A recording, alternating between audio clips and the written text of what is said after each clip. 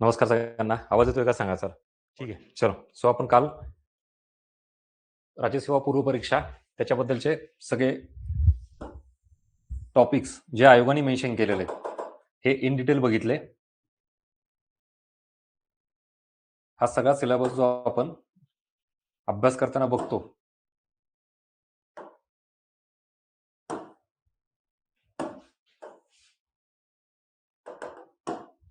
चलो. Economic and social development, sustainable development, poverty, inclusion आणि demographics आणि इकडे लास्ट येतो सोशल सेक्टर इनिशिएटिव्ह. या सगळ्यांचा एक कॉमन पॉईंट जोडणारा दुवा आहे म्हणजे काय? डेव्हलपमेंट हा एक टॉपिक म्हणजे देशाचा विकास, जे आपण काल सगळं बघितलं. त्याच्यासोबत तुम्हाला इथं काही प्रश्न इतर टॉपिक सोबत कसे विचारले जातात, एकाच प्रश्नामध्ये इथं किती टॉपिक आहेत विचार करा. परत इथं सेंटर पॉईंट हाच येतो आपला, डेव्हलपमेंट करणे. मग त्यामध्ये आरोग्य, शिक्षण, दारिद्र्य, बेरोजगारी सगळेच पॉईंट्स आले. आता मात्र पुढे जाऊयात. ह्याच्या व्यतिरिक्त बघा, आता काल जे सगळे पॉइंट्स बघितले, राज्यसेवा प्रिलिम,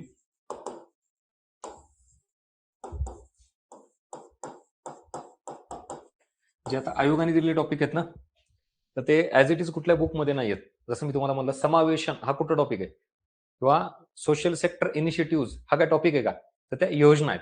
सो एक्झॅक्टली आपण ज्या वेळेला बुक बघतोय एखादं कुठलं इकॉनॉमिक्सचं, त्याच्यात जे टॉपिक असतात तसे टॉपिक तुम्हाला इथे मी नोट डाऊन करून देतो. चल, राज्यसेवेला कुठले टॉपिक करायचे, तर महत्वाचे पॉइंट मेन्शन करा जे एकदम आयोगाने खूप वेळा विचारलं, ज्याला आपण हाय वेटेज म्हणतो.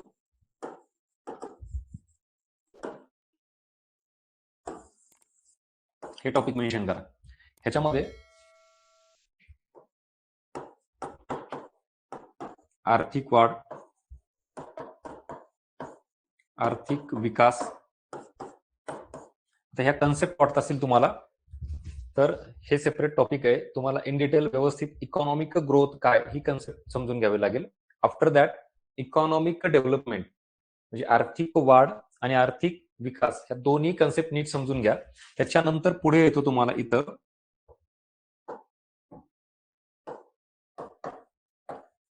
मानव विकास, त्याच्यानंतर शाश्वत विकास. ह्याच्यावर तर डेफिनेटली प्रश्न असतो म्हणजे असतो. इथं एकाच वेळी एकाच वर्षी कधी कधी 2-2, 3-3 प्रश्न हे फक्त सस्टेनेबल डेव्हलपमेंट या टॉपिकवर असतात. लक्षात घ्या, हे टॉपिक्स येतोय. आता इथं तुम्हाला सिलेबसमध्ये असे कुठेही हे टॉपिक मेन्शन केलेलं नाही जे मी आता सांगतोय. इकडे वर घेतो म्हणजे लक्षात येईल तुम्हाला. हे इथं तुम्हाला कुठं सस्टेनेबल डेव्हलपमेंट हे दिलेलं आहे, पण ह्युमन डेव्हलपमेंट दिलेलं आहे का? नाही. तर मग तो टॉपिक करायचा का? तर डेफिनेटली परीक्षेत प्रश्न आलेले आहेत. मग अशा पद्धतीनं हे सगळे, हा एक टॉपिक, 2, 3, 4 आणि इथं एक लास्ट येतो, तो म्हणजे सर्वसमावेशक विकास. हे 5 टॉपिक आहेत ना, हे एकदम सेंटर पॉइंट आहेत. स्टार मार्क करा. राज्यसेवेची तयारी करत असाल आणि इकॉनॉमिक्स करत असाल तर हे इन डिटेल व्यवस्थित माहिती पाहिजेत. कन्सेप्टच्या दृष्टिकोनातून आता ह्याच्यात फक्त ह्या वर्षी म्हणजे याला आपण थोडी व्हॅल्युएशन म्हणतो, किंवा परीक्षेची डिमांड नेमकी काय आहे, रिसेंट ट्रेंड विचारात जर घेतलात तर ह्याला बेसिक जो पार्ट आहे तो जोडायचाच आहे. त्याच्या सोबत सोबत जरा थोडं इथं इकॉनॉमिस्ट त्यांनी मांडलेल्या थेरीज याच्या संदर्भात किंवा त्यांनी केलेल्या डेफिनेशन हा पार्ट थोडा ऍड करायचा आहे आपल्याला. Point to be noted. चलो, हे नोट डाऊन करून घ्या.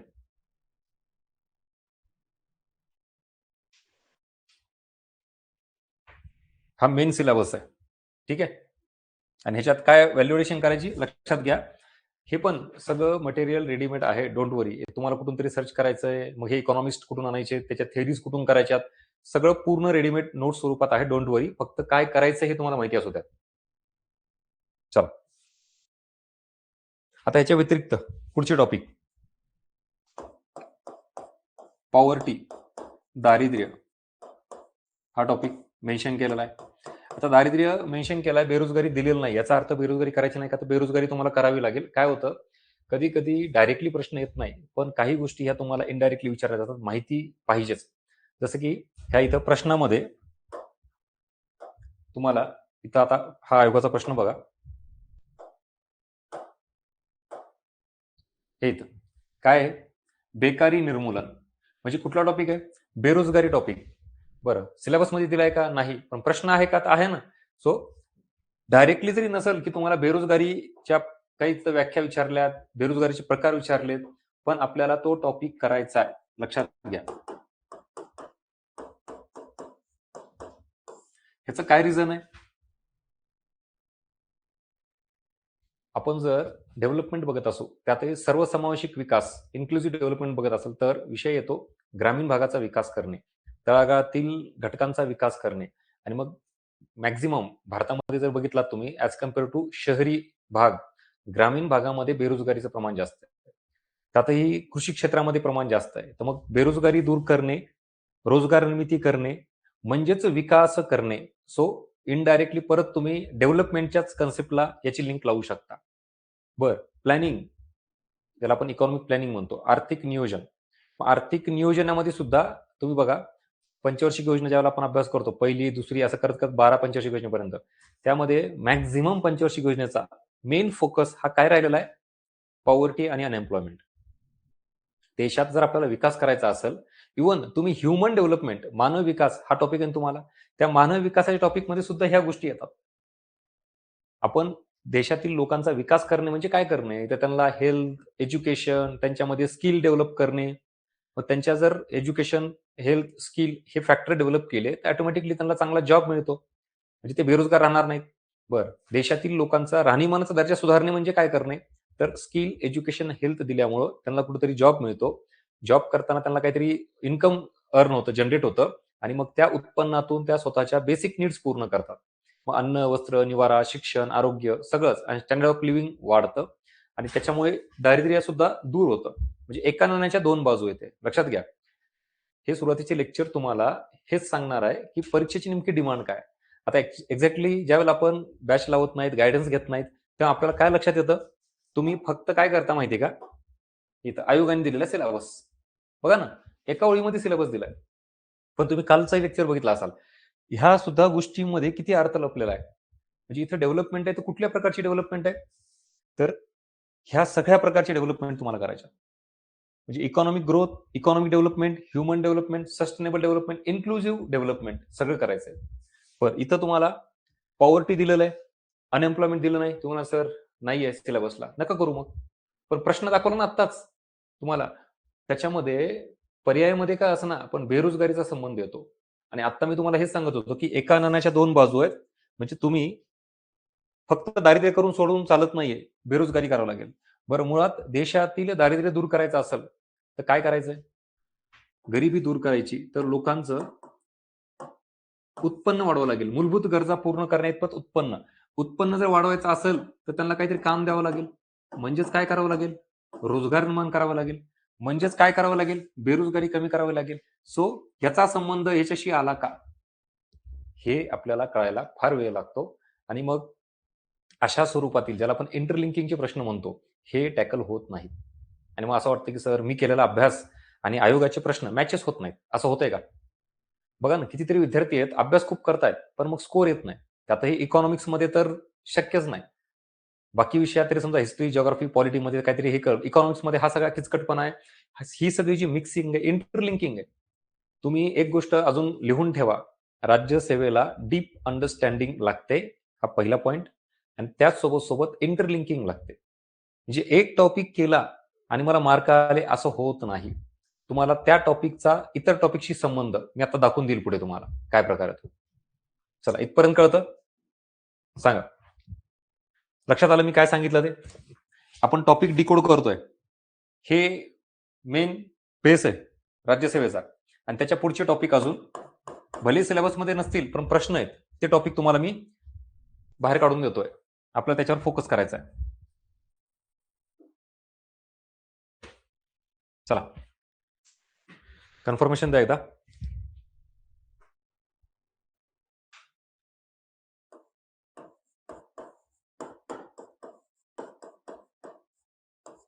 आता पब्लिक फायनान्स, सार्वजनिक वित्त किंवा यालाच आपण इथं टॅक्सेशन, कर प्रणाली हा टॉपिक सिलेबस मध्ये कुठे मेन्शन केलाय? पब्लिक फायनान्स हा टॉपिक सिलेबस मध्ये मेन्शन केलाय का? नाही. मग करायचा का? प्रश्न आहे ना. म्हणजे फिस्कल पॉलिसी काय आहे, बजेट काय आहे, surplus budget, deficit budget, balance budget, त्यात फिस्कल डेफिसिट, राजकोषीय तूट, भांडवली तूट, हे वेगवेगळा जो प्रकार आहे ना सगळा, हा मुळात करायचा का नाही आपल्याला? सरकारचं उत्पन्नामध्ये महसुली उत्पन्न, भांडवली उत्पन्न, रेव्हेन्यू इन्कम आणि कॅपिटल इन्कम. खर्चामध्ये पण सेम, महसुली खर्च, भांडवली खर्च, रेव्हेन्यू एक्सपेंडिचर, कॅपिटल एक्सपेंडिचर, हा जो सगळा प्रकार आहे ना तो समजून घ्यायचा का? बरं, डेफिसिट फायनान्सिंग कन्सेप्ट ऐकली का तुम्ही? तुटीचा अर्थ भरणा. म्हणजे सरकारला उत्पन्न 100 रुपये आहे आणि खर्च 120 रुपये करायचा आहे. ही 20 रुपयाची जी तूट आहे ती तूट भरून काढण्यासाठी सरकार कर्ज उभारणी करतं आणि मग ते कर्ज घेऊन सरकार अर्थव्यवस्थेत पैसे खर्च करतो, त्याला आपण तुटीचा अर्थ भरणा म्हणतो. मग तो काय प्रकार आहे, त्याचा काय परिणाम होतो, ह्या गोष्टी समजून घ्या आणि ह्याचा संबंध परत इतर गोष्टी सोबत लागतो. आणि हे सिलेबस मध्ये येतं, कुठं मेन्शन केलंय का? सांगा ना. कुठंही मेन्शन केलेलं नाही. पण सार्वजनिक वित्त हा टॉपिक तुम्हाला खूप व्यवस्थित करावा लागेल, इव्हन टॅक्सेशन सुद्धा. बरं, ह्याचा संबंध परत आपल्या मेन सेंटर पॉइंटला आपण आणतो.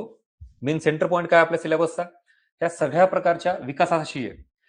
सर्वसमावेशक असेल, शाश्वत विकास, मानव विकास, आर्थिक विकास, सगळं ह्याचा आणि ह्या टॉपिकचा काय संबंध? सार्वजनिक वित्ताचा. चला, काय सांगता येईल? बोला, सांगायचा प्रयत्न करा. आपण राज्यसेवेचं इकॉनॉमिक्स शिकतोय म्हणल्यानंतर तुमची इन्व्हॉल्वमेंट पण गरजेची आहे. आता जे नंतर रेकॉर्डेड बघतील त्यांनी तिथंच सांगायचा प्रयत्न करा. एक ब्लँक पेज घ्या, उतरवत चला काहीतरी. म्हणजे भलेही मला काय ऐकू येत नसेल, तुमचं तुम्ही रेकॉर्डेड नंतर बघत असाल तरी पण तुम्हाला कळतंय की मी उत्तर देतोय, नाही देतोय. आणि जेवढं तुम्ही याच्यात इन्व्हॉल्व्ह व्हा, तुम्ही इंटरॅक्शन कराल, तेवढी ग्रोथ होईल. अदरवाईज फक्त ऐकायची सवय लागली आपल्याला. ह्याच्या आधी भरपूर तसंच झालं असेल ना. काही झाले की लगेच युट्यूबला जा, व्हिडिओ बघ, ऐकून सोडून द्यायचं. पण मग काही गोष्टी ऐकलेल्या समजल्यात का? समजल्यानंतर तुम्ही काही उत्तर देताय का? हे पण बघा. चला, हा टॉपिक आहे ना, सार्वजनिक वित्त, हा आपल्या सिलेबसशी कसा कनेक्ट आहे? ज्यावेळेला आपण काल ग्रोथ बघितली किंवा डेव्हलपमेंट, हा जर आपण सेंटर पॉइंट म्हणत असू, सो डेव्हलपमेंट होणं म्हणजे काय होणं? देशाचा राष्ट्रीय उत्पन्नाचा पार्ट जो आहे तो वाढणं, म्हणजे जीडीपी वाढला पाहिजे, रोजगार निर्मिती झाली पाहिजे, बेरोजगारी कमी झाली पाहिजे, दारिद्र्य कमी झालं पाहिजे, पायाभूत सुविधा निर्माण झाल्या पाहिजेत, आरोग्याचा दर्जा सुधारला पाहिजे, शिक्षणाचा दर्जा सुधारला पाहिजे. सो ह्या सगळ्यांना काय म्हणायचं? विकास होणे, डेव्हलपमेंट होणे. Yes or no? हे तर मान्य आहे. बरं, मग आता हे ऑटोमॅटिक होणार आहे का? रस्ते ऑटोमॅटिक तयार होणार, रेल्वे, वीज निर्मिती, शिक्षण, आरोग्य, हॉस्पिटल ऑटोमॅटिक बांधणार का? नाही. त्यासाठी काय करावं लागेल? आता इथं खर्च करावा लागेल. सो हा खर्च कोण करतं? गव्हर्नमेंट खर्च करते ह्या गोष्टीसाठी. सो गव्हर्नमेंटचा हा खर्च, ह्याच्यासाठी सरकारला काय करावं लागेल? उत्पन्न मिळवावं लागेल. म्हणजे सरकारचं उत्पन्न आणि सरकारचा खर्च, मग हाच तर सगळा पार्ट सार्वजनिक वित्तामध्ये शिकायचा आहे. म्हणजे एकूण पूर्ण देशाची डेव्हलपमेंट, त्याच्यासाठी सरकारचा खर्च आणि उत्पन्न हे मॅटर करतं. म्हणजे कुठला टॉपिक आला? सार्वजनिक वित्त, पब्लिक फायनान्स. आणि उत्पन्नामध्ये मोस्ट इम्पॉर्टंट पार्ट कुठला आहे? टॅक्सेशनचा आहे ना. सरकारला जे उत्पन्न मिळतं त्यात सगळ्यात प्रमुख सोर्स सरकारच्या इन्कमचा टॅक्स स्वरूपात येतो. डायरेक्ट टॅक्स असेल, इनडायरेक्ट टॅक्स असेल, म्हणजे टॅक्सेशन पण आलंच. सो अशा गोष्टी ज्या नीट कळाल्या तुम्हाला, तर काही प्रश्न असे असतात जे तुमच्या अंडरस्टँडिंगवर ते तुमचे सॉल्व्ह होतील. हा, ठीक आहे.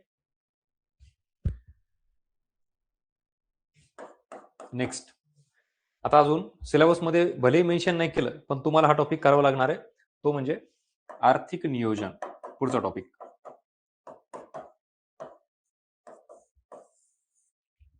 त्याला आपण 5 इयर प्लॅन म्हणू, इकॉनॉमिक प्लॅनिंग, पंचवार्षिक योजना हा टॉपिक. आता तो परत आपल्या या तुमच्या राज्यसेवा प्रीच्या सिलेबसच्या सेंटर पॉइंटला कसा कनेक्ट आहे, आता काही सांगता येईल? चला, बर, हा आर्थिक नियोजनाचा पॉइंट सिलेबस मध्ये दिलाय का?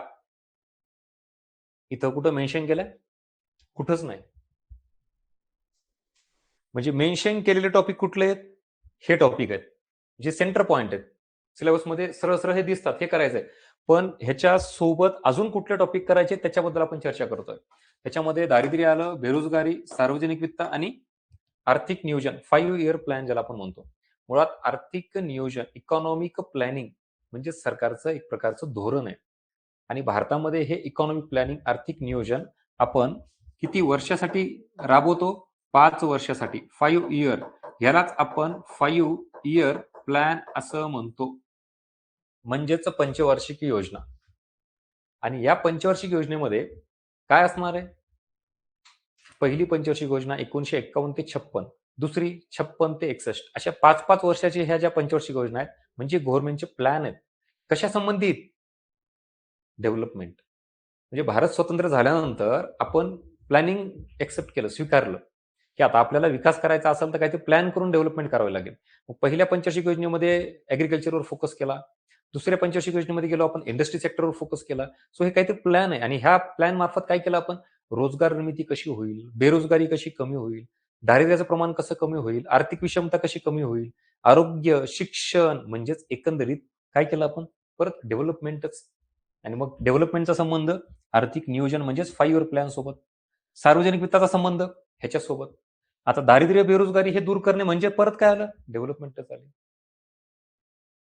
तुम्हाला मी आता आपलं नेक्स्ट लेक्चर ज्यावेळेला PYQचं पूर्ण सांगेल ना, तेव्हा तुम्हाला परत हे लेक्चर कळेल की यस, म्हणजे ज्या काही आता काही कदाचित काही जणांना लिंक लागत नसतील किंवा आपण काय डिस्कस करतो हेही कळणार नाही. टॉपिकची नावं फक्त लक्षात ठेवा. आता ह्या सगळ्यांचं जे काही इंटरलिंकिंग आहे, लिंकेज आहे, ते मी PYQ मध्ये दाखवेल तुम्हाला. ठीक आहे, चलो, काय economic planning through right right, yes yes, exactly तेच आता तुम्हाला सांगितलं. आणि प्रश्न असे आहेत बरं का, लांब कशाला, आता तुम्हाला हे सगळं सांगितलं ना, हाच प्रश्न मला वाटतं काल पण दाखवला तुम्हाला मी, आज परत दाखवतो इथं. हे काय हे विविध दस्तावेजातून, आता विविध दस्तावेज म्हणजे डॉक्युमेंट, इथं बघा तुम्ही, the long term objective of economic planning, हे आणि त्याचे काय व्हेरियस डॉक्युमेंट्स आहेत त्याचे, ह्याचे मेन ऑब्जेक्टिव्ह इथं आलं काय? इकॉनॉमिक ग्रोथ आली, हे बेकारी म्हणजे बेरोजगारी आली, आर्थिक विषमता कमी करणे, गरिबी आली, आधुनिकीकरण आलं, समावेशक शाश्वत वृद्धी, तोच पॉईंट. पण टॉपिक कुठला आहे? पंचवार्षिक योजनेशी जोडलेला आहे. राज्यसेवेची डेप्थ म्हणजे काय, तर ती ऍक्च्युली ही आहे, हे लक्षात यायला पाहिजे. आणि हे कळाल्याशिवाय तुम्ही अभ्यास काय करणार? डिमांड ऑफ द एक्झाम, त्या एक्झामची वेगळी काहीतरी असते, तीही समजून घ्या. बर, हे झाले मेन कोर पॉइंट इथपर्यंत. आता याच्यामध्ये एक फक्त अजून थोडे वेगळे ऍड काय करायचे इथं, पॉप्युलेशन, लोकसंख्या आणि गव्हर्नमेंट स्कीम, हे दोन. आता हे कोर इकॉनॉमिक्स आहेत बरं का, हे सगळे कोर इकॉनॉमिक्स आहेत ज्यात आपण कन्सेप्ट वगैरे शिकतो. हे जिओग्राफीमध्ये पण आहे तुम्हाला. आणि हा काय असा एक टॉपिक नाही ऍक्च्युली, म्हणजे हे जे सरकारचं धोरण आहे ना डेव्हलपमेंटचं, ते धोरण इम्प्लिमेंट करण्यासाठी गव्हर्नमेंट काही स्कीम लॉन्च करतं, तर ते हे स्कीम आहे, म्हणजे याचे आपल्याला बऱ्यापैकी फॅक्च्युअल डेटा हे करायचे आहेत. म्हणजे एकंदरीत तुम्ही जर बघितलं असाल, हे इकडचे टॉपिक हे 5, ते पण हे एकदमच एकमेकांच्या रिलेटेड आहेत. त्याच्यानंतर हे 6, 7, 8, 9, हे पण ऍक्च्युली आता ह्याला जे 5 म्हणतो ते 5 नाहीत, ह्याला आपण 2 मध्येच कन्सिडर करू शकतो. सगळे एकदा एक डेव्हलपमेंट नीट कळाली की त्यात थोडा फरक केला की ह्युमन डेव्हलपमेंट आहे, त्यात थोडा चेंज केला की सस्टेनेबल डेव्हलपमेंट आहे. म्हणजे कॉमन काय ह्याच्यात बघा ना, विकास विकास विकास विकास कॉमन आहे. म्हणजे ह्याच्यात भले तुम्हाला असं वाटेल की सगळं वेगवेगळं आहे, पण त्यात कॉमन पॉईंट पण फार आहे. एकदा तो सेंटर पॉईंट कळाला की मग बाकीच्यात थोडा चेंज काय ते पण लक्षात येतं. त्यामुळे दिसायला फक्त 5 टॉपिक दिसतात, ह्याला आपल्याला एकत्रित नीट अभ्यास करायचा आहे. आणि इकडचे हे टॉपिक झाले, संपलं. हा तुमचा मेन सिलेबस आहे. म्हणजे मागच्या काही प्रश्नपत्रिका जर आपण काढल्या, त्या प्रश्नपत्रिकेमध्ये मॅक्झिमम तुमचे जवळपास 15 पैकी 10 प्रश्न मिनिमम, काय म्हणतोय मी, 10 प्रश्न, नॉट अ जोक, हे फक्त आता आपण जे डिस्कस केलेत तेवढ्याच टॉपिकवर आहेत. आणि आता ह्याच्या पलीकडं मग आता तुम्हाला ह्याचं प्रमाण वाढायला लागलंय खूप जास्त. लिटरली तुम्ही ज्योग्राफीमध्ये घ्या किंवा करंटमध्ये घ्या किंवा इकॉनॉमिक्समध्ये घ्या. आता करंटमध्ये का बरं? कारण सेन्सस, जनगणना जी नवीन आली किंवा त्याच्यानुसार तिकडे येऊ शकतो. कुठून नाही, minimum 2 question, minimum maximum 4 question फक्त तुम्हाला हा एक टॉपिक देऊन जातो. आय रिपीट, स्टार मार्क करा. राज्यसेवेला तुम्हाला इकॉनॉमिक्समध्ये 20 क्वेश्चन जे मी काल सांगितले त्यातले 15 क्वेश्चन्स हे इकॉनॉमिक्स सब्जेक्ट रिलेटेड आणि बाकीचे असतील ते पॉप्युलेशन असेल, गव्हर्नमेंट स्कीम असेल, पॉलिटी अँगल असेल, अजून काय असेल ते. त्यातला हा एक पॉईंट स्टार मार्क करा. ह्याच्या सुद्धा नोट्स व्यवस्थित एक्झाम ओरिएंटेड तुम्हाला दिलेल्या आहेत. पॉप्युलेशनच्या 2 PDF. याच्यामध्ये अर्बनायझेशनचा एक पार्ट आला, ह्याच्यात मायग्रेशनचा एक पार्ट आला किंवा एकूण काही पॉप्युलेशन वाढण्याचे कारण, परिणाम अशा अँगलनी काही पार्ट आला आणि एक पार्ट आला स्टॅटिक वाला. म्हणजे भारतात एकूण लोकसंख्या किती आहे, सर्वाधिक लोकसंख्येचे पहिले 5 राज्य, सर्वाधिक कमी लोकसंख्येचे पहिले 5 राज्य, जिल्हे महाराष्ट्राच्या संदर्भात, घनता सर्वाधिक जास्त घनता असलेले डेन्सिटी पॉप्युलेशनची पहिले 5 राज्य, तो स्टॅटिक डेटा असलेला एक भाग केलेला आहे मी. आणि दुसरा मायग्रेशन, अर्बनायझेशन, त्याचे कारण, परिणाम, तो वाला पार्ट. आणि हे मिनिमम विचार करा 2 क्वेश्चन म्हणजे 4 मार्क आणि कधी कधी 3-3, 4-4 क्वेश्चन्स हे फक्त एका टॉपिकवर पडलेत म्हणजे जवळपास 10 मार्क हा एक टॉपिक देणार आहे तुम्हाला. दाखवले मी तुम्हाला नंतर. ठीक आहे. आणि हे गव्हर्नमेंट स्कीम सेम परत मिनिमम 2 क्वेश्चन गव्हर्नमेंट स्कीमवर असतो म्हणजे असतो डेफिनेटली. कारण मेन डेव्हलपमेंटचं आहे ना. मुळात मला सांगा, मुळात सरकार जे डेव्हलपमेंट करायचा प्रयत्न करतो, जे धोरण ठरवतं, ते धोरण समजा की गरिबी दूर करायची, सो गरिबी दूर करण्यासाठी स्कीम लॉन्च केलेल्या आहेत. बेरोजगारी दूर करायची त्यासाठी स्कीम लॉन्च केलेल्या आहेत. म्हणजे गव्हर्नमेंट स्कीम हे येणारच. तुम्ही दारिद्र्य टॉपिक घ्या, बेरोजगारी घ्या, आर्थिक नियोजन घ्या किंवा इकडं काही डेव्हलपमेंटचे पार्ट घ्या, हा पार्ट तुम्हाला सगळ्या टॉपिकला जोडणारा आहे. अशा पद्धतीनं इकॉनॉमिक्समध्ये मार्क घेणं सोपं असतं. फक्त आपल्याला ती क्लिअरिटी पाहिजे की एक्झॅक्टली सिलेबस काय आहे. इकॉनॉमिक्स आणि राज्यसेवा प्री ह्या दोघांची लिंक नेमकी कशी आहे हे कळालं तर जास्त आउटपुट मिळतं. आपला प्रॉब्लेम हा असतो, अशा कुठल्याही गोष्टी सुरुवातीला समजून न घेता डायरेक्टली पुस्तक घ्यायचं, रीडिंग करायला सुरुवात करायची. सर मी राज्यसेवा अभ्यास चालू केलाय आणि हे पुस्तक घेतलं आणि मग ते वाचायला सुरुवात केलं. अरे पण परीक्षेला काय गरज आहे? टॉपिक कुठले आहेत? सिलेबसमध्ये काय मेन्शन केलेत? कुठले टॉपिक मेन्शन केले नाहीत पण परीक्षेला गरजेचे आहेत? या सगळ्या गोष्टींची क्लॅरिटी आली का? सांगा. आणि जरा कॉन्फिडन्स वाटतोय का आता, की आता राज्यसेवा आणि इकॉनॉमिक्स नेमकं काय काय करायचंय, कशातून करायचं त्याचं उत्तर पण आहे सगळं. फक्त स्टे ट्यून. जे चाललंय ते चालू द्या. चला सांगा. कालच्या आणि आजच्या लेक्चर मधून काय क्लॅरिटी आली बरं? सांगा चला.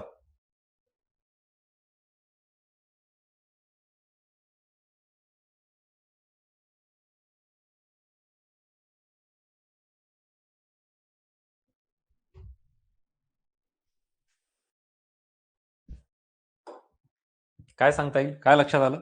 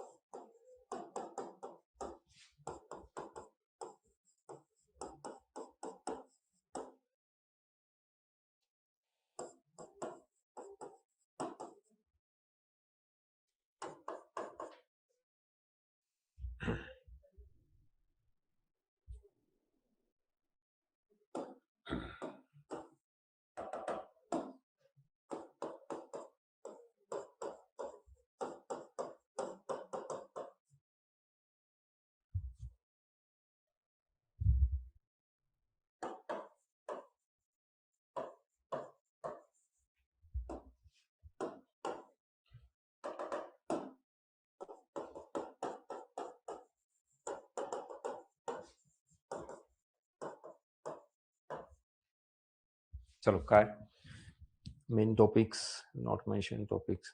Yes yes, right right, good. आली क्लॅरिटी. म्हणजे सिलेबस हा फार एवढा कमीच दिलाय, किरकोळ. पण आपण कालच्या आणि आजच्या लेक्चर मधून याला एवढा प्रॉपर डिकोड केलेला आहे की हे जे कीवर्ड्स आहेत हे म्हणजे काय, आता इथे इन्क्लुजन म्हणजे काय, त्याचा अर्थ कळाला, हा काही म्हणजे हे नाही की कन्सेप्ट आहे ऍक्च्युली, पण ह्याच्यात मेन्शन केलेले टॉपिक आहेत, काही अदर टॉपिक आहेत जे की त्याच्यावर प्रश्न विचारलेले आहेत. आणि ह्याच्या पलीकडे आता असे काही अजून टॉपिक आहेत की जे तुम्हाला रेअरली विचारलेले आहेत. म्हणजे असं झालंय की सलग 2 वर्ष समजा महागाईवर प्रश्नच नाहीये, पण मग तिसऱ्या वर्षी इन्फ्लेशनवर प्रश्न आहे. परत 1-2 वर्ष गॅप आहे आणि परत नॅशनल इन्कम या टॉपिकवर प्रश्न आहे. परत 1-2 वर्ष गॅप आहे आणि परत कशावर प्रश्न आहे तुमचा? बँकिंगवर आहे किंवा एलपीजी पॉलिसीवर आहे.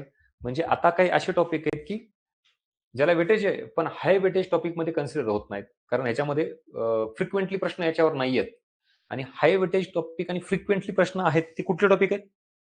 हे वाले आणि हे इकडचे. आलं लक्षात? हा सगळ्यात मेन पॉइंट इम्पॉर्टंट, त्याच्यानंतर हा वाला पॉइंट आणि हे इकडचे टॉपिक. हाय वेटेज आणि फ्रिक्वेंटली याच्यावर प्रश्न असतोच.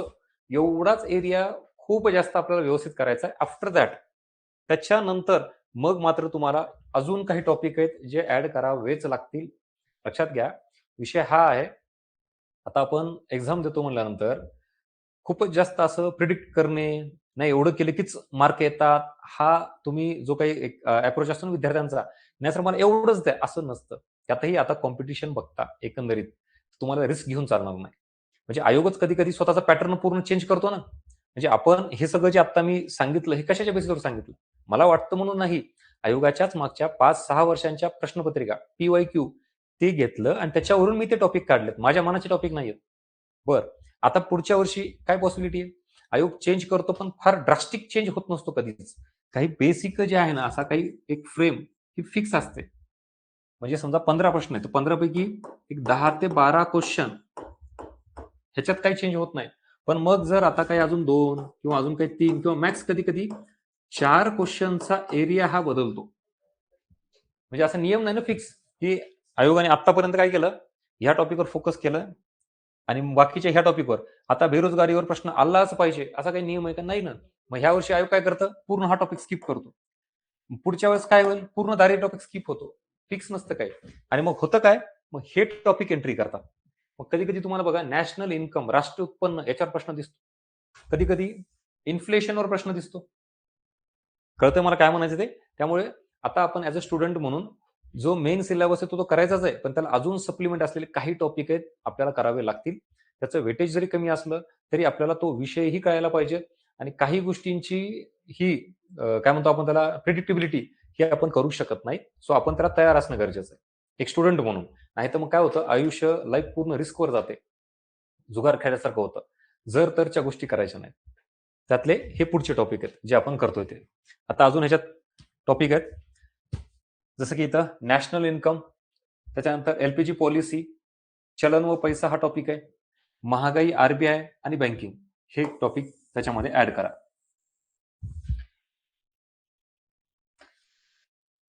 ठीक आहे.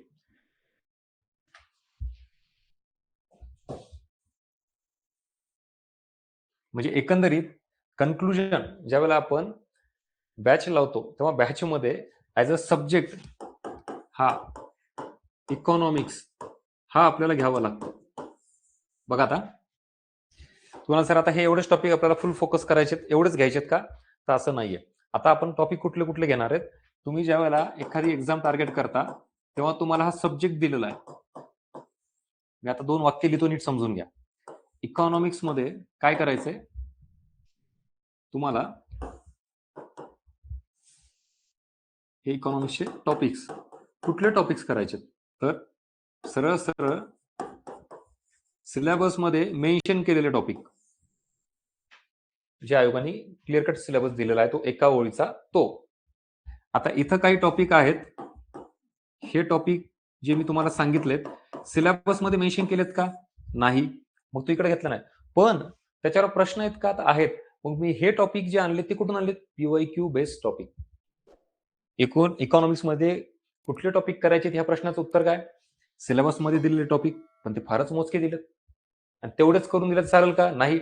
असे काही टॉपिक आहेत जे सिलेबस मध्ये दिले नाहीत पण त्याच्यावर प्रश्न आहेत, म्हणून PYQ वरून मी काय टॉपिक काढले तुम्हाला ते दिलेलं आहे. तुम्हाला सर संपलं झालं आता एवढंच आहे का? नाही.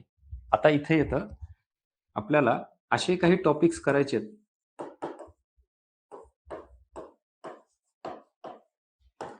जे सिलेबसमध्येही मेन्शन केले नाहीत किंवा त्याच्यावर डायरेक्टली प्रश्न सुद्धा नाही.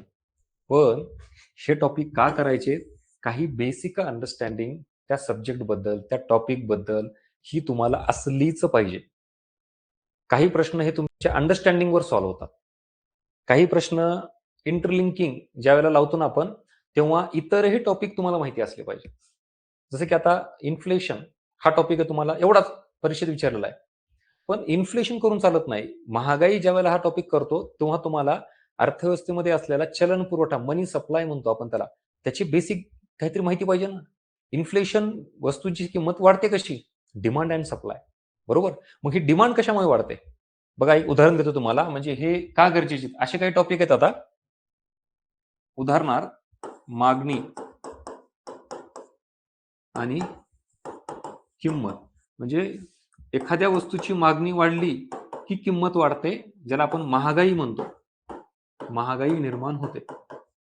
मग आपल्याला प्रश्न जर बघितले तर फक्त इन्फ्लेशनवर आहेत, फक्त महागाई टॉपिक करणार का? तुम्हाला काय करावं लागेल? आधी ही जी किंमत वाढ झाली कशामुळे? मागणी वाढल्यामुळे. आता मागणी कशामुळे वाढली? तर अर्थव्यवस्थेमध्ये असेल किंवा लोकांकडं काय वाढलेलं आहे? पैशाचं प्रमाण वाढलेलं आहे. ह्याला आपण चलन पुरवठा म्हणतो, मनी सप्लाय म्हणतो.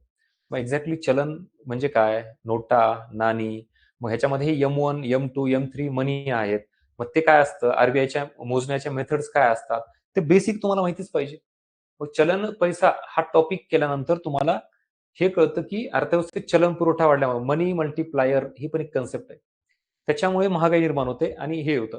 आता ही महागाई कमी करण्यासाठी गव्हर्नमेंट प्रयत्न करतो आणि ऍट द सेम टाइम कोण प्रयत्न करतं? आरबीआय. हे पण बेसिक माहिती पाहिजे. ही महागाई कमी करण्यासाठी सरकार काय प्रयत्न करतं? फिस्कल पॉलिसी मार्फत खर्च कमी करणे किंवा अजून काही बऱ्याच गोष्टी आहेत. आरबीआय काय करतं? मॉनिटरी पॉलिसी अंतर्गत प्रयत्न करतं. मग आपल्याला फक्त महागाई टॉपिक तेवढाच करून चालेल का? तुम्हाला त्याचं आजूबाजूचं काही बेसिक लिंक क्लिअर झाल्या पाहिजे. सेम तुम्ही जर राष्ट्रीय उत्पन्न टॉपिक घेतलात, तर मी राष्ट्रीय उत्पन्न टॉपिकच करतो तेवढाच. तसं नाही. आता तुम्हाला काय करावं लागेल? इथं सेक्टर ऑफ इकॉनॉमी करावं लागेल. अर्थव्यवस्थेचे क्षेत्र, सेक्टर ऑफ इकॉनॉमी. कारण का? मुळात आपण जी जीडीपी मोजतोय, राष्ट्रीय उत्पन्न मोजतोय, प्राथमिक क्षेत्र, द्वितीय क्षेत्र आणि तृतीय क्षेत्र, यालाच आपण ऍग्रिकल्चर सेक्टर म्हणतो, ह्याला इंडस्ट्री सेक्टर म्हणतो आणि ह्याला टर्शरी म्हणजे सर्व्हिस सेक्टर म्हणतो. आता अशा गोष्टी आहेत की तुम्हाला एक टॉपिक जर करायचा असेल तर दुसरा टॉपिक कुठला तरी बेसिक समजून घ्यावं लागेल, त्याशिवाय तो टॉपिक करणार नाही. म्हणजेच मी कन्क्लुजन तुम्हाला काय सांगितलं इथं, की हे जे इकॉनॉमिक्स आहे राज्यसेवेला, आता बघा गायडन्स किती गरजेचं आहे. तुम्ही आता ही बॅच जॉईन केलात तर तुम्हाला ह्या गोष्टी कळाल्या. खरं प्रामाणिकपणे मान्य करायचं की बॅचच्या अगोदर हे असा काय प्रकार माहिती होता का? आणि नसेल तर मग आपण मार्क कसे घेणार? आणि त्यातही राज्यसेवा करतोय. कंबाईनला ठीक आहे समजा. मुळात कंबाईनची पण तशी अवस्था न राहिली आता. कट ऑफ किती चाललेत. म्हणजे इतरांना मार्क आहेत म्हणलं आपल्याला आलेच पाहिजे ना. परीक्षेची पण काठिण्य पातळी वाढली तर आपण टिकू का? टिकायचं असेल तर मग अशा काही गोष्टी पाहिजेत ना, कराव्या लागणार. फक्त सिलेबसचे टॉपिक नाही, तर फक्त PYQ नाही, तर आता आपल्याला काय करावं लागेल? असे काही बेसिक टॉपिक आहेत, जसं की सेक्टर ऑफ इकॉनॉमी असेल किंवा तुम्हाला मी आता महागाईच्या आजूबाजूचे काही टॉपिक सांगितले. त्याच्यानंतर मोस्ट इम्पॉर्टंट आपण ज्यावेळेला समाजवादी, भांडवलशाही, मिश्र अर्थव्यवस्था ही जे कन्सेप्ट म्हणतो ना, ह्याची गरजच नाही मुळात असं वाटतं. सोशलिस्ट इकॉनॉमी काय? कॅपिटलिस्टिक इकॉनॉमी काय? मिक्स्ड इकॉनॉमी काय? पण तुम्ही ज्यावेळेला डेव्हलपमेंट बघता, भारताची स्वातंत्र्यापासून ऑनवर्ड्स पुढं प्रगती खूप जास्त व्हायला पाहिजे, पण झाली नाही. उलट 1991 ला आपण कोलॅप्स झालो. मग त्याचं काय कारण आहे? तर गव्हर्नमेंटचा खूप हस्तक्षेप होता. पूर्ण इकॉनॉमीवर गव्हर्नमेंटचं कंट्रोल होतं. So this is called a socialist approach. मग पंचवार्षिक योजनेमध्ये ही कन्सेप्ट आहे, फॉर युअर काइंड इन्फॉर्मेशन. बर, आता बघा, म्हणजे हे बेसिक जे टॉपिक आहेत ना, ह्याच्यात तुम्हाला अजून एक उदाहरण देतो. LPG टॉपिक आपल्याला करायचा आहे किंवा पंचवार्षिक योजना टॉपिक घ्या. त्याच्यामध्ये तुम्हाला 1947 ते 1991 असा प्रवास आहे सगळा. इथून इथपर्यंत पूर्ण इकॉनॉमी कशी रन झाली, काय झालं, सरकारचं किती कंट्रोल होतं, कुठले कुठले कायदे केले आणि त्याच्यामुळे काय प्रॉब्लेम झाला, हे 1991ला वित्तीय संकटामार्फत आपल्याला कळतं. पण 1991 नंतर मग आपण पॉलिसी बदलली, न्यू इकॉनॉमिक पॉलिसी आणली. सो न्यू इकॉनॉमिक पॉलिसी आणली म्हणजेच गव्हर्नमेंटचं वर्चस्व कमी केलं, गव्हर्नमेंटचा रोल कमी केला आणि प्रायव्हेट सेक्टरला प्रोत्साहन दिलं, प्रायव्हेट सेक्टरचा रोल वाढवला. म्हणजे इकॉनॉमी आता आपण मार्केट इकॉनॉमीकडे चाललोय, कॅपिटलिस्टिक इकॉनॉमीकडे चाललोय, मिश्र अर्थव्यवस्थेकडून भांडवलशाही अर्थव्यवस्थेकडे चाललोय. सो असा सगळा जो एकंदरीत पार्ट आहे तो तुम्हाला माहिती पाहिजे. आणि म्हणून बेसिक ह्याच्यामध्ये सोशलिस्ट इकॉनॉमी काय, कॅपिटलिस्टिक इकॉनॉमी काय, मिक्स्ड इकॉनॉमी काय, सेक्टर ऑफ इकॉनॉमी काय, हे माहीतच पाहिजे.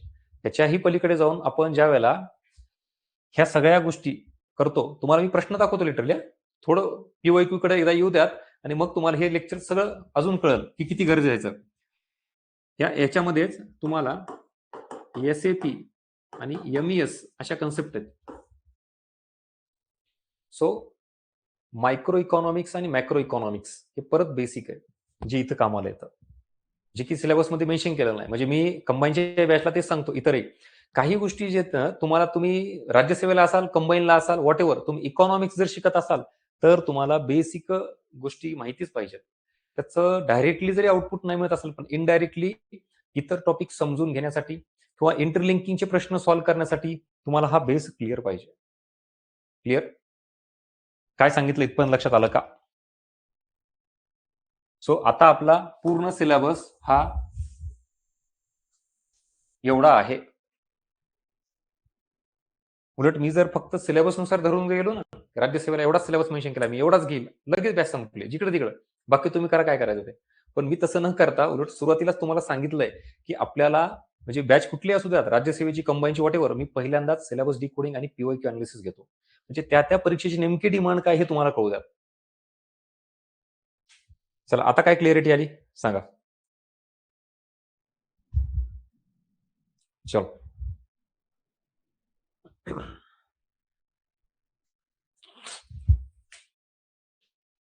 म्हणजे तुम्हाला आता इथं फॉरेन ट्रेड, परकीय व्यापार, हा पण टॉपिक त्याचंही बेसिक बघावंच लागेल. त्याच्यानंतर इंटरनॅशनल ऑर्गनायझेशन ते बघावंच लागेल बाय डिफॉल्ट. त्याचं भली आता प्रत्येकच टॉपिक सगळ्यात संपूर्ण बघायची तर गरज नाही. मेन आपला जो सेंटर पॉइंट आहे तो सोडायचाच नाही आपल्याला, हा वाला. हे खूप जास्त, हे सेंटर पॉइंट सोडायचं नाही, पण ह्याच्या अवतीभोवती ज्या ज्या गोष्टी इथे येणार आहेत त्या आपल्याला कराव्या लागतील. असं सगळं एकंदरीत हे स्ट्रक्चर आहे.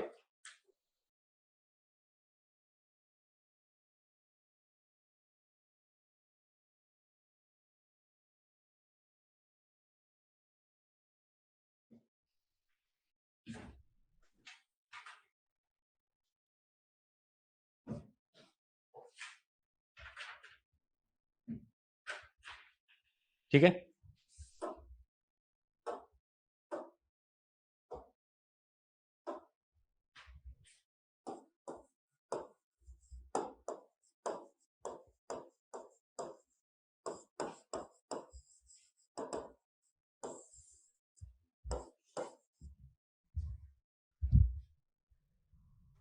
आता इथं लक्षात घ्या, हे जे इकॉनॉमिक्स आहे, हे इकॉनॉमिक्स ज्यावेळेला आपण डिवाइड करतो 3 भागामध्ये,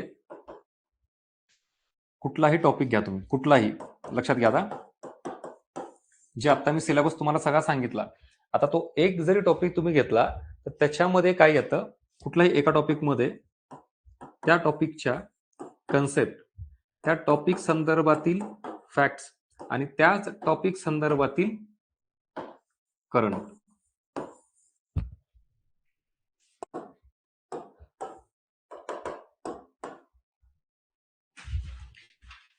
आता आपण ज्या वेळेला कंबाईनची तयारी करत असाल, तुम्ही कंबाईनच्या एक्झाम दिल्या असतील तर तेव्हा हेच स्ट्रक्चर येतं, पण ह्याचं प्रमाण जास्त आहे. आता तुम्ही ज्या वेळेला राज्यसेवेचा विचार कराल तेव्हा हायेस्ट प्रायोरिटी कशाला द्यायची, कन्सेप्टला.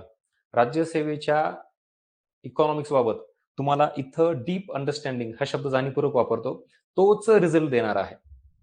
मग ह्याचा अर्थ असा नाही की सर मी इकडे दुर्लक्ष करतो, तर परत फार मोठी चूक करत असाल. आता नवीन पॅटर्ननुसार असं अपेक्षित होतं की युपीएससीचा पॅटर्न सगळा आपण घेतला म्हणल्यानंतर राज्यसेवा पूर्व परीक्षेमध्ये इकॉनॉमिक्सची सुद्धा खूपच लेवल वाढेल, तसं अजिबात झालेलं नाही. म्हणजे आपण एमपीएससी देतोय, महाराष्ट्राच्या लोकसेवा आयोगाची परीक्षा देतोय आणि त्याच्यामध्ये कन्सेप्टला तर आहेच महत्व. इथं आयोगाने राज्यसेवेला सुद्धा फॅक्ट्स विचारलेले आहेत फॉर युअर काइंड इन्फॉर्मेशन. त्यामुळे जर दिशा भटकत असाल की फक्त सर मी ह्याच्यावरच काम करतोय, परत तुम्हाला इकॉनॉमिक्समध्ये एव्हरेज मार्क येतील. अबोव्ह एव्हरेज जायचं असेल तर कन्सेप्ट सोबत फॅक्ट्स. आता राज्यसेवेच्या विद्यार्थ्यांना हे जड जातं प्रकरण. कारण आपण जास्तीच अंडरस्टँडिंगवर फोकस केलेला असतो. खूपच तिथं ॲप्लिकेशन, एनालिटिकल अप्रोच ठेवून वाचलेलं असतं. पण आपल्याला काही गोष्टी अशा करायच्यात ज्या तोंडपाठ असल्या पाहिजेत. दुसरा पर्याय नाही. कितीही किचकट जड जात असेल तरी लक्षात घ्या, आपण एमपीएससी देतोय म्हणल्यानंतर फॅक्ट्सही विचारले जातात आणि परीक्षेची जर डिमांड असेल तर आपल्याला करावं लागणार आहे. आपल्याला आवडतं, न आवडतं, मला जड जातं, सोपं जातं, ह्याच्यापेक्षा परीक्षेला ते येतं का? हे जास्त महत्वाचं आहे. त्यामुळं इकॉनॉमिक्समध्ये जे टॉपिक मी सांगितलेत, त्या टॉपिकचा कन्सेप्च्युअल एरिया करायचा, फॅक्च्युअल एरियाही करायचा आणि तिथं त्या टॉपिक संदर्भात जे करंट अपडेट येईल, आता जसं बजेट आणि सर्व्हेनुसार तुम्हाला बराच डेटा अपडेट येऊन जाईल. आता जस्ट येईल बजेट, आल्यानंतर तुम्हाला पीडीएफ मिळून जाईल ती. तर ते सगळ्यात शेवटचा पार्ट. हे सगळ्यात फुल प्रायोरिटी इकडे द्यायची. After that current. आता याच्यामध्ये ज्याला आपण कोर इकॉनॉमिक्स म्हणतो, कोर इकॉनॉमिक्स मध्ये म्हणजे करंट सोडू ना, कन्सेप्ट आणि फॅक्ट्स. कंबाईनच्या विद्यार्थ्यांना बऱ्यापैकी हे सगळं माहिती असतं. राज्यसेवा करणारे विद्यार्थी त्यांनी नीट लक्ष द्या, ह्या दोघात बेसिक डिफरन्स काय. कन्सेप्ट मध्ये सेम आयोगाचा हा पॅटर्न. इथं पहिला येतो अंडरस्टँडिंग, दुसरा येतो ऍप्लिकेशन आणि तिसरा येतो इंटरलिंक. राज्यसेवेला पण हा लागू होतो आणि कंबाईनला लागू होतो. पण आता राज्यसेवेचा आणि कंबाईनमध्ये फरक सांगतो. म्हणजे हे असं प्रत्येक वेळेला मी कंबाईन का मध्ये आणतो, बरेच असे विद्यार्थी आहेत की ज्या सगळ्याच एक्झाम द्यायला लागलेत आणि मला त्यांना आवर्जून सांगायचंय, सगळीकडे सेम अप्रोच, सेम सगळं कॉमन काही प्रमाणात आहे, पण काहीतरी नक्कीच वेगळं आहे ना. तसं असलं असतं तर एकच विद्यार्थी सेम सगळं वाचत असेल तर मग कंबाईनची पण एक्झाम निघायला पाहिजे, राज्यसेवेची पण निघायला पाहिजे, प्री पण निघायला पाहिजे, मेन्स पण निघायला पाहिजे, असं काही आहे का? नाही. त्यामुळे त्या एक्झामची काहीतरी डिमांड वेगळी ती लक्षात ठेवा. हे झालं इथं. आता तुम्हाला राज्यसेवेला ह्या सगळ्या गोष्टी लक्षात घ्या. इथं कुठल्या अँगलनी बघायच्यात, मी कन्सेप्टच्या म्हणतोय. ह्याच्यात काही कीवर्ड्स आहेत जे मला फक्त राज्यसेवेमध्ये जास्त त्याचं प्रमाण दिसलं.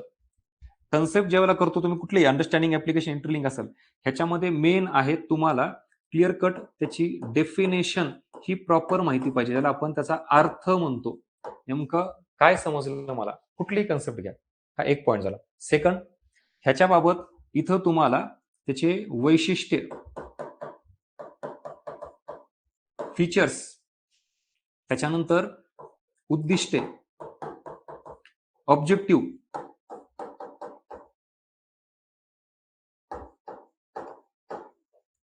इथं ऑब्जेक्टिव्ह आणि इथं पुन्हा अजून महत्वाचा पार्ट येतो,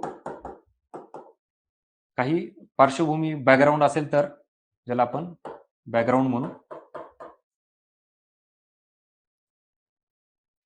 फॅक्ट्स इकडे नंतर घेतो. परत इकडं कन्सेप्टचाच एरिया.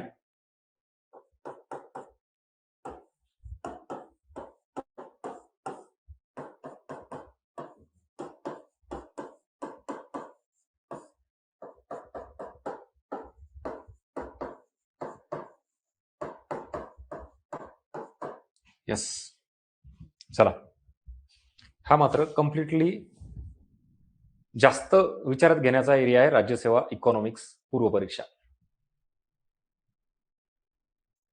म्हणजे तुम्ही कुठल्याही टॉपिकची ज्या वेळेला एखादी कन्सेप्ट पूर्ण करता, तर ती पूर्ण समजून घेणे, understanding, at the same time त्याचं ऍप्लिकेशन, त्याचं इंटरलिंकिंग, सांगतो काय तो प्रकार सगळा. पण हे एवढं करून थांबवायला चालणार नाही. तुम्हाला त्याच्याबाबतचे हे काही कीवर्ड्स आहेत जे मी काढलेले आहेत. म्हणजे उदाहरणार्थ बघा, ज्या वेळेला आपण हे करतो कुठलाही एखादा कन्सेप्टचा पार्ट, उदाहरणार्थ राष्ट्रीय उत्पन्न. आता राष्ट्रीय उत्पन्न जी कन्सेप्ट आहे, मी जीडीपी जीएनपी म्हणत नाही, ती वेगळीच आहे. पण ओव्हरऑल नॅशनल इन्कम ही कन्सेप्ट, त्याचे वैशिष्ट्य फीचर किंवा ती कन्सेप्ट काय म्हणजे त्याच्यामध्ये येतात. ही एक मॅक्रो इकॉनॉमिक कन्सेप्ट आहे, म्हणजे समग्र अर्थशास्त्राचा पार्ट आहे. ही एक प्रवाही संकल्पना आहे. त्याच्यानंतर मोस्ट इम्पॉर्टंट फॅक्टर येतो, आपण ही पैशाच्या स्वरूपात मोजतो. म्हणजे नॅशनल इन्कम वस्तू व सेवा मोजतो, पण त्याचं पैशातील मूल्य मोजतो. म्हणजे हा एक त्याच्यातला फॅक्टर आला. हे जे आहेत ना, हे फीचर एक माहिती असून चालत नाही. तुम्हाला त्याचे मल्टिपल फीचर्स माहिती असले पाहिजे. त्याच्यानंतर एक ठराविक कालावधी विचारात घेतो आपण, आर्थिक वर्ष विचारात घेतलं जातं. असे किती मुद्दे आहेत. वस्तू व सेवा विचारात घेतली जाते, पण अंतिम वस्तू व सेवा विचारात घेतली जाते. मध्यवर्ती वस्तू विचारात घेतली जात नाही. देशाच्या बाहेरून मिळणारं आणि जाणारं ते प्लस मायनस करून आकडा विचारात घेतला जातो. डेप्रिसिएशन त्याचा काय मुद्दा येतो. अशा सगळ्या एवढ्या अँगलनी ती कन्सेप्ट तुम्हाला विचारली जाऊ शकते. So be careful. त्याच्यानंतर डेफिनेशन झालं, वैशिष्ट्य झालं. आता काही गोष्टींचं उद्दिष्ट विचारलं जातं, ऑब्जेक्टिव्ह. जसं की आता उदाहरणार्थ तुम्ही तुटीचा अर्थ भरणा ही कन्सेप्ट समजून घेतली. डेफिसिट फायनान्सिंग काय आहे? बरं, त्याचे स्रोत पण बघितले तुम्ही, की सरकार कर्ज घेतं, एक तर आरबीआय कडून घेतं, नाही तर मग मार्केटमधून उचलतं. ते पण सांगितलं. आता तुम्हाला इथं प्रश्न काय येऊ शकतो? तुटीच्या अर्थ भरणा करण्यामागे सरकारचा उद्देश काय? हेतू काय? आता नाही म्हणा सर, ते नाही केलं आम्ही तिथपर्यंत. मग तेच सांगतोय. आता काय आलं हे उद्दिष्ट, म्हणजे सरकार एक्स्ट्रा पैसे खर्च करतो त्याचा काहीतरी हेतू असेल ना? कळतंय का मी काय सांगतो ते? म्हणजे तुम्हाला कन्सेप्ट क्लिअर झाली का? माहिती आहे, डेफिनेशन त्याचा अर्थ ते क्लिअर झालं. पण एक्झॅक्टली त्याच्या मागचा उद्देश काय? हेतू काय? सरकार डेफिसिट फायनान्सिंग का करतं? एक्स्ट्राचा खर्च का करतो? त्याचा काहीतरी उद्देश असेल, ते आपल्याला फाइंड आउट करायचं. आणि बॅकग्राऊंड, आता उदाहरणार्थ तुम्हाला बँकांचं राष्ट्रीयकरण हा एक एरिया आहे. मग त्याचे फॅक्ट्स विचारले जातील समजा. पण त्या बँकांच्या राष्ट्रीयकरणामागे काय हेतू आहे? म्हणजे 1969 ला बँकांचं राष्ट्रीयकरण केलं आणि 1980 ला केलं. त्याचं काय रिझन आहे? काहीतरी त्याचा परत उद्देश आणि हेतू असेल, त्याचा बॅकग्राऊंड असेल ना, ते इथं बघायचं. पुढे कारण.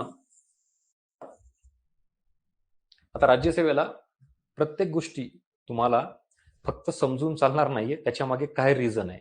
उदाहरणार्थ पॉवर्टी. मग भारतात एवढं दारिद्र्य आहे, त्याच्यामागे काय रिझन आहे? हे तुम्हाला कारण व्यवस्थित समजून घ्यायचे. सेम बेरोजगारी, काय कारण आहेत? किंवा आपण ज्याला म्हणतो की भारत जे आहे विकसित अर्थव्यवस्थेकडे जातोय. मग त्याच्यासाठी कुठले फॅक्टर रिस्पॉन्सिबल आहेत? बरं, भारत अजूनही विकसित नाही, त्याच्यामागे काय कारण आहेत? किंवा भारताकडे अजून पायाभूत सुविधा एवढ्या डेव्हलप झाल्या नाहीत, त्याचे काय फॅक्टर आहेत? सगळे. आणि परिणाम, आता कशाचे परिणाम? कुठल्याही गोष्टीचे. जसं की परत मी तुटीचा अर्थ भरणा हाच एक फॅक्टर विचारात घेतो. Deficit financing. म्हणजे सरकारने जर जास्तीचा खर्च केला, तर अर्थव्यवस्थेवर काय परिणाम होईल? तर मग त्याच्यामध्ये येतात पॉझिटिव्ह परिणाम. म्हणजे सरकारने जर खर्च केला तर रोजगार निर्मितीला चालना मिळेल ना? पायाभूत सुविधा निर्माण होईल. देशात गुंतवणुकीला चालना मिळेल सरकारने खर्च केल्यावर. इन्व्हेस्टमेंट वाढल्यानंतर औद्योगिकरण वाढेल आणि मग ह्याच्यामुळे अनएम्प्लॉयमेंट कमी होईल. लोकांचं उत्पन्न वाढल्यामुळे पॉवर्टी कमी होईल. सगळ्यात चांगल्या गोष्टी म्हणजे परिणाम हा झाला. पण मग त्याच सोबत तुम्हाला आता काय माहिती पाहिजे? त्याच गोष्टीचा निगेटिव्ह इम्पॅक्ट. मग जास्तीचं सरकारने खर्च केल्यामुळे सरकारची तूट वाढते, सरकारला कर्ज घ्यावं लागतं, सरकारच्यावर कर्जाचं प्रमाण वाढतं, त्याच्यावर व्याज वाढतं. हा एक अँगल झाला. आणि त्या सगळ्या पैशामुळे अर्थव्यवस्थेमध्ये चलन पुरवठा वाढतो. चलन पुरवठा वाढला की वस्तू सेवांची मागणी वाढते. मागणी वाढून किंमत वाढून महागाई निर्माण होते. हा झाला निगेटिव्ह. म्हणजे डेप्थ किती आहे कळते का? आपण ज्याला म्हणतो ना, की खरंच राज्यसेवा ही परीक्षा ज्यावेळेला इकॉनॉमिक्स करतो, तेव्हा जर अजून डीप अंडरस्टँडिंग पाहिजे. तर कन्सेप्टच आपण एवढ्या लेव्हलनी खेळतोय. कारणं झाले, परिणाम झाले आणि ह्या सगळ्या गोष्टीवर परत काय? उपाययोजना. म्हणजे एवढं सगळं झाल्यानंतर सरकार काहीतरी करतं ना, पॉलिसी ठरवतं, धोरण म्हणतो आपण त्याला. काही measures. So this is all about conceptual area. आता कळाला का? चला सांगा.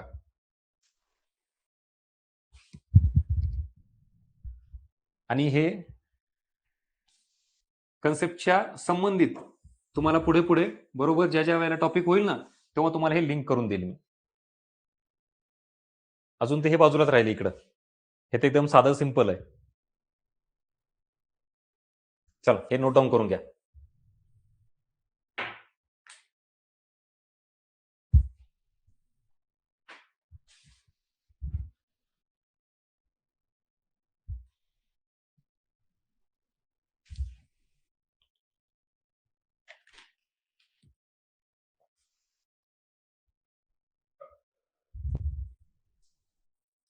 काय डाऊट आहे का? विचारा. आणि काय लक्षात आलं मला सांगा? एवढं सगळं जे आपण सांगितलं, डिस्कस केलं आता, नवीन अप्रोच होता का? आणि आता आपण ज्यावेळेला एखादा टॉपिक करू, तेव्हा आपल्या डोक्यामध्ये हे एवढं सगळं पाहिजे. तर ती लेव्हल आपल्याला गाठता येईल. अदरवाईज जे समोर दिले जसं आहे तसंच चाललंय सगळं, असं नको.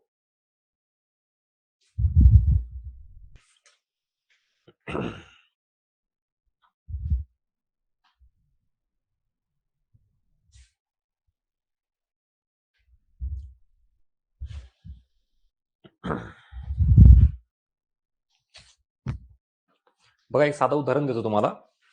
आपण ज्यावेळेला एफडीआय म्हणतो, एफडीआय, फॉरेन डायरेक्ट इन्व्हेस्टमेंट, ठीक आहे,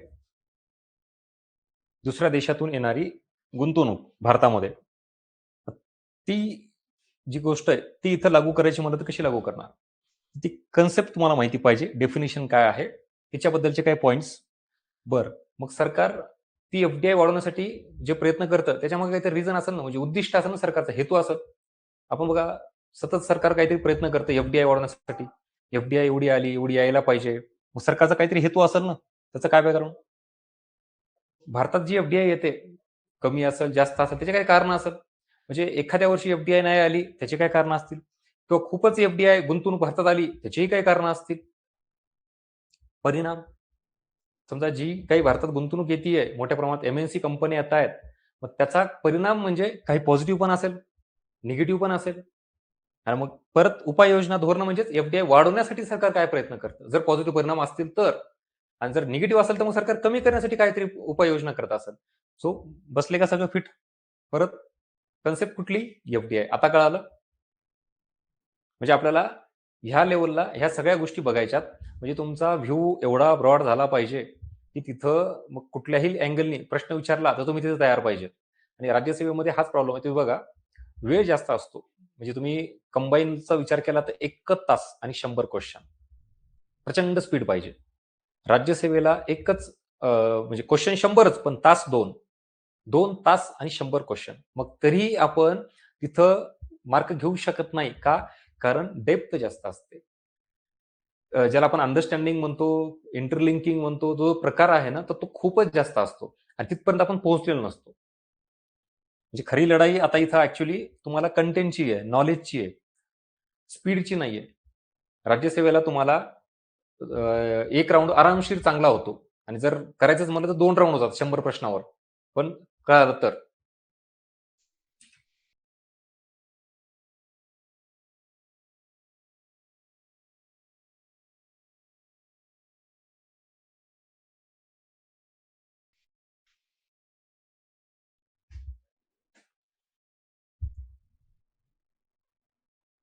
ठीक आहे.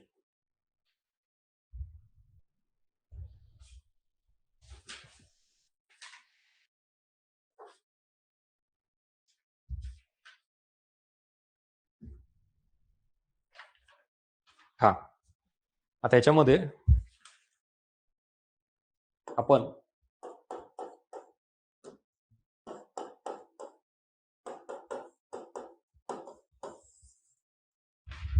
व्हॅल्यू एडिशनसाठी म्हणा किंवा राज्यसेवेला डिस्क्रिप्टिव्ह पॅटर्न झाल्यामुळे नक्कीच तुम्हाला काही एरिया अशा असतील की एनसीईआरटीच्या बेसवरती विचारले जातील. म्हणजे आपल्या टीचिंगमध्ये एनसीईआरटीचा पार्ट इन्क्लूड असेल. पण एनसीईआरटीमध्येही लक्षात घ्या, आता इथं जे मी म्हणलं तुम्हाला, हे सगळे मुद्दे, कारणे, परिणाम, उपाययोजना, ह्याच्यामध्ये एक गोष्ट नीट ठेवा. ज्यावेळेला एनसीईआरटी बघू किंवा मी तुम्हाला इथं कंटेंटमध्ये घेणार आहे बॅचमध्ये, त्यामुळे तुम्ही याच्याबद्दल काही खूप जास्त रीड केलं पाहिजे स्वतः असं नाही. इथं डिस्क्रिप्टिव्ह पॅटर्न म्हणजेच राज्यसेवा मेन आणि राज्यसेवा प्री, ह्या दोघांमध्ये फरक ठेवा बरं का. म्हणजे हे सगळं करताना तुम्ही तुमचा अप्रोच हा एमसीक्यू असला पाहिजे. जसं की तुम्हाला मी आता उदाहरण दिलेत आणि काही इथं प्रश्न ह्याच्यात अजून तर दाखवतोच आहे. इथं या, काही प्रश्न आपण जे ऑलरेडी घेतलेले आहेत ते दाखवतो. म्हणजे एमसीक्यू अप्रोच ठेवावा लागणार आहे तुम्हाला. ही कन्सेप्ट, त्याच्यानंतर गव्हर्नमेंट स्कीम, आणि हे इथं आलं का? काय कारण, रिझन. म्हणजे आता हे कारण आहेत म्हणजे तुम्हाला तिथं तुम्ही हे करणार का, असं इलॅबोरेट करणार का, लिहित बसणार का डिस्क्रिप्टिव्ह सारखं, मेन्स सारखं. पण प्री आणि मेन्स मध्ये कीवर्ड्स कदाचित सारखे असतील, पण तुम्हाला हे कारण इथं खाली एमसीक्यू मध्ये विचारलं. या इकडं हे काय काय ऑब्जेक्टिव्ह. पण ऑब्जेक्टिव्ह तुम्हाला लिहायचेत का तिथं? नाही, मी जवळपास 10 ऑब्जेक्टिव्ह सांगू शकतो. लिहायचे तर 10 ऑब्जेक्टिव्ह. असं काही आहे का?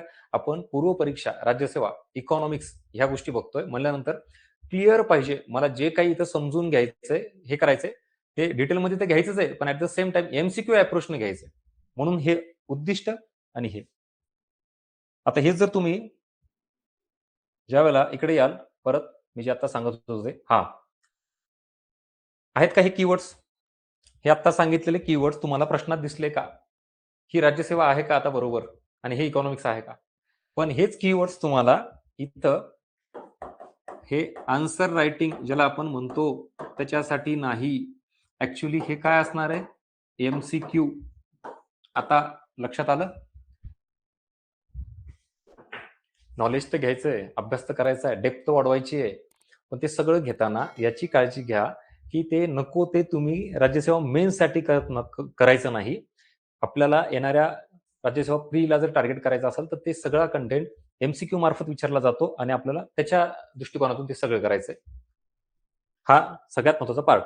बाकी याची व्हॅल्यू एडिशन मी बरोबर देईल तुम्हाला, म्हणून ह्याच्यातला आपल्याला सिलेक्टेड पार्ट घ्यायचा आहे. म्हणजे अख्खं एनसीआरटी इथं घेण्यापेक्षा प्रिलिमला जेवढं गरजेचं आहे तो कंटेंट तुम्हाला व्यवस्थित घेतला जाईल. म्हणजे आपल्याला ह्या इकॉनॉमिक्स मधून तुम्हाला एकतर हे बुक आपलं इथं ठेवावं लागेल, सेंटर म्हणजे हे. आणि सोर्सेस म्हणला तर तुम्ही हे एवढे सोर्स आहेत सगळे भरपूर. त्यात हे इकॉनॉमिक्स गाईड बुक,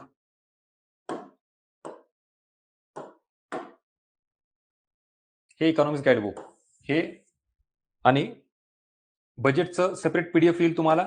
फॅक्टसाठी ही सुद्धा पीडीएफ आपल्या टेलिग्रामवर अवेलेबल आहे फ्रीमध्ये. पूर्ण फॅक्ट्स इकॉनॉमिक्सचे वेगळे कंपाईल करून दिलेले आहेत तुम्हाला. आता राज्यसेवेला ऍक्च्युली त्याचं प्रमाण फार कमी असायला पाहिजे, पण तसं नाहीये. म्हणजे 3 प्रश्न तरी मिनिमम तुम्हाला प्रिलिमला फॅक्ट्सवर दिसतात. सो आपल्याला करावं लागणार, परीक्षेची डिमांड आहे.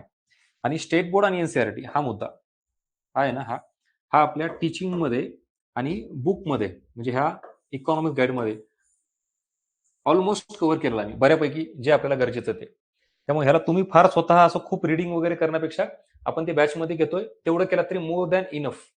म्हणजे हे एवढे सोर्स आपण कव्हर करणार आहोत. तुम्ही बॅच जॉईन केली म्हणजे तुमचा एवढा सगळा भार तो हलका झाला. जर सेल्फ स्टडी करायची असेल तर तुम्हाला सगळं करावं लागेल. आता हे न करता मी ऑलरेडी दिलेलं आहे ना, आता आपल्याला उलट समजून जास्तीत जास्त घ्यायचंय. ठीक आहे. हे जे आहे वायसीएमची बुक किंवा इकडचे सोर्स हे बरेच जण रिकमेंड करत असतील, पण आपल्याला व्हॅल्यू एडिशन म्हणून ह्याचा वापर करता येईल. फार रेअर काही गोष्टी आहेत ज्या आपल्याला बघायच्यात, त्या इकडून बघू शकता. कारण फार मोठे रेफरन्स बुक आहेत 400-500 पानांचे. मग तुम्ही एक जरी बघितलात तरी तेवढं वाचणार आहे का? तर त्यातून इनपुट आउटपुट रेशो किती आहे? त्यापेक्षा आपलं इकॉनॉमिक्स गाईड बुक आहे ना, तुम्हाला विथ प्रूफ तुम्ही टेलिग्रामवर बघा. राज्यसेवा प्रीला मिनिमम 10 क्वेश्चन तुम्हाला याच्यातून दिसत आहेत. मिनिमम म्हणतोय. तो आकडा कधी 11वर 12वर सुद्धा गेलेला आहे विथ प्रूफ. असं नाही की आपण म्हणतो हवेत. वर आयोगाचा प्रश्न टाकलाय आणि खाली त्याचा पेज नंबर सहित तो कंटेंट टाकलाय की आपल्या स्टडी मटेरियल मधून आलेलं आहे म्हणून ते. त्यामुळे डोंट वरी. हे इकॉनॉमिक्स गाईड बुक आणि आपलं हे तुमचं हे सगळं बजेटची पीडीएफ असेल किंवा फॅक्टचा असेल. आणि ह्या 2 गोष्टी इकॉनॉमिक्स गाईडमध्ये पण आहेत आणि तुम्हाला मी बॅचमध्ये त्या कन्सेप्ट घेणारच आहेत. ज्या व्हॅल्यू एडिशन, ज्या नवीन आहेत, एनसीआरटी बेस्ड कन्सेप्ट आहेत, त्याही होईल. Don't worry. सो एवढं आपल्याला प्रॉपर फॉलो करायचंय आणि पुढे जायचंय. आणि तो सगळा सिलेबस जो तुम्हाला दिलाय टॉपिक काढून तेवढं हे करायचंय. So this is all about Rajyaseva pre आणि इकॉनॉमिक्स. काय आहे कळालं का सांगा चला. कालपासून आपण बऱ्याच गोष्टी बघितल्यात. आज अजून त्याच्यातली पुढची लेवल जे की इतर टॉपिक पण सांगितले. आणि सगळ्यात महत्वाचा पॉइंट आज हा कळाला का की एक्झॅक्टली राज्यसेवेला कन्सेप्च्युअल डेप्थ लागते म्हणजे काय लागतं. चला सांगा.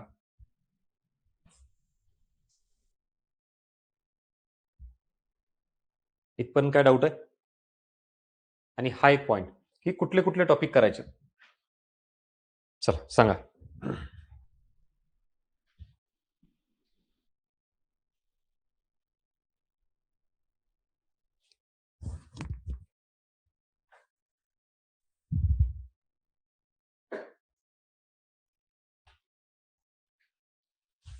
ओके, कळालं ना सगळं?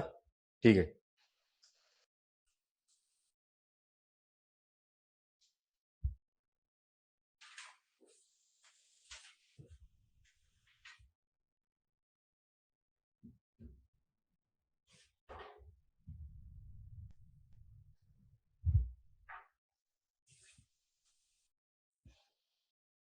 चालतंय. सो आता थांबू आपण आणि पुढे हाच सगळा एरिया काही करंटला लिंक असलेला तो एक आणि विथ क्वेश्चन. म्हणजे आता पुढे तुम्हाला डायरेक्टली हे सगळं जे सांगितलंय इतके कालचं आणि आजच्या लेक्चरमध्ये प्रत्येक गोष्ट आयोगाचे समोर क्वेश्चन घेऊन आपण डिस्कस करू. त्यामुळे नेक्स्ट लेक्चरमध्ये पूर्ण राज्यसेवा प्रीचे क्वेश्चन्स तुमच्या समोर असतील आणि ज्या गोष्टी आपण डिस्कस केल्यात त्या तुम्हाला तिथं दाखवून देतो की ह्या आयोगाच्या डिमांडच्या असलेल्या सगळ्या गोष्टी तुमच्या समोर ठेवल्या होत्या आणि त्याच्यानुसार मग सगळी आपली पुढची वाटचाल असेल आणि मग लगेच पुढे टॉपिक स्टार्ट होईल आपला. ठीक आहे. चलो, so see you in next lecture. चालतंय, थांबू आपण.